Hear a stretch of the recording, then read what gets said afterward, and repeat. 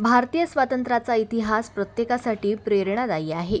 August क्रांती दिन ते स्वातंत्र्य दिन सप्ताह पर्वावर घरोघरी तिरंगा अभियानात प्रत्येकाने उत्स्फूर्तपणे सहभागी व्हावे असे आवाहन जिल्हाधिकारी अजित कुंभार यांनी केले आहे.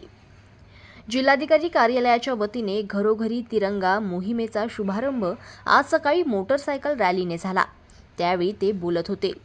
जिल्हाधिकारी कार्यालयात जिल्हाधिकारी श्री कुंभार यांनी मोटरसायकल रॅलीला हिरवी झेंडी दाखवून रॅलीचा शुभारंभ केला.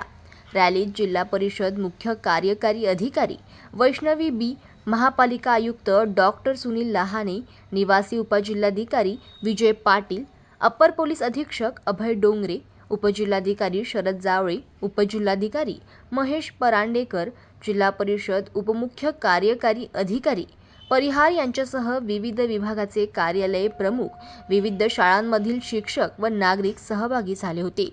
जिल्हाधिकारी कार्यालयापासून पुढे तिरंगा रॅली अशोक वाटिका चौक, खंडेलवाला भवन, Hutatma Chowk, civil lines road, जिल्हा स्त्री रुग्णालय, अग्रेसन चौक, नवीन बसस्थानक, अशोक वाटिका चौकामार्गे पुन्हा जिल्हाधिकारी कार्यालय येथे येऊन समारोप करण्यात आला. यावेळी उपस्थितांनी तिरंगा प्रतिज्ञा घेतली. निवासी उपजिल्हाधिकारी श्री पाटील यांनी प्रास्ताविक केले. निलेश गाडगे यांनी केले. रॅलीची सांगता राष्ट्रगीताने करण्यात आली.